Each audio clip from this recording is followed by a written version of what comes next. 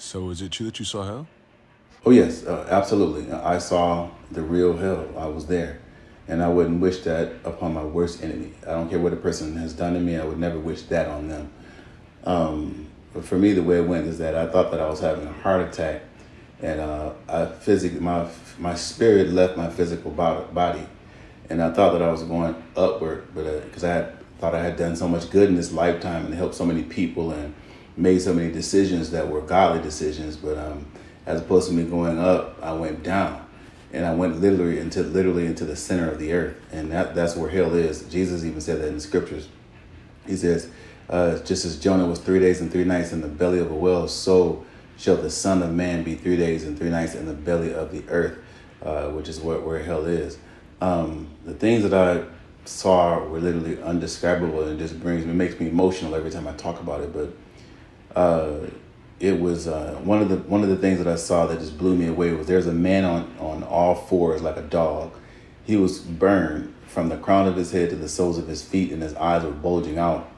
And what was worse than that is that he had a chain around his neck. So he was like a dog in hell.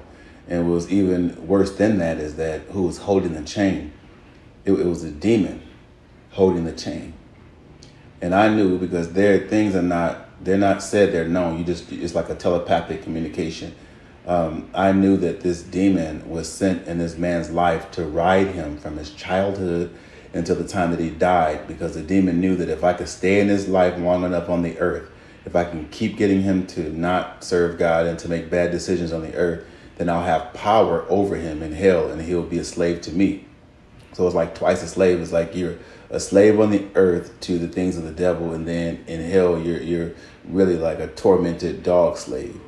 And then there was another part that I experienced that just blew me away. It still baffles me to this day. There was a section in hell where music was playing, and it was the same music that we hear on the earth, but as opposed to entertainers singing it, the music demons were singing it. And it was some of the same lyrics that we hear here. And then again, things like I said, they're not things that are not telepathically. Things are telepathically known there. I knew that on Earth, a lot of the lyrics and the music and the songs are inspired by demons. So sometimes when people smoke to get high and to get lyrics and to get verses and rappers and all those things. So in a lot of music, people actually smoke to get high, to get verses and to get bars and to be hot and to be fresh and to get that swag. But when they open themselves up to a false high, it's like illegal access into the spirit realm. They actually come in contact with demons who give them lyrics for the purpose of controlling people on the earth. So here, music is for like to get over a breakup. Don't worry, be happy. I busted windows out your car, or under my umbrella or whatever. Every lyric to every song is to torment you as to the fact that you didn't worship God through music when you were on the earth. So it's like, you had a chance to worship him in church and worship him at home and worship him through music, but you chose to worship Satan by repeating the lyrics that he inspired to come into the earth. So there's people there for that, because music is very controlling.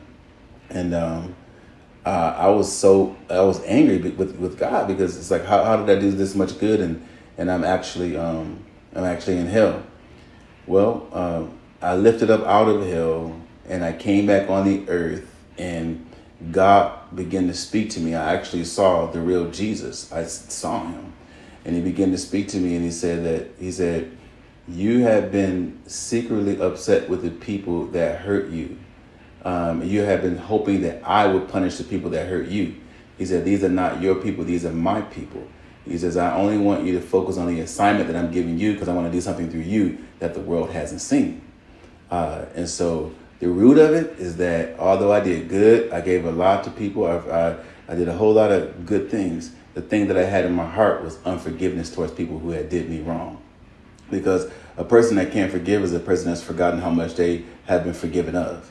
So that's my experience with hell. Hell is a real place, and I don't believe that God doesn't send people to hell. People send themselves to hell.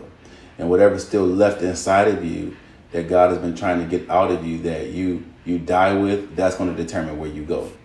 God's going to want to know, did you learn to love well? Did you learn to forgive well? Did you serve me well? Did you do something greater than your life? Did you do anything that has eternal significance, or is everything selfish? So I thank God for the light. It was Jesus, because of that light, I won't see any more days in hell.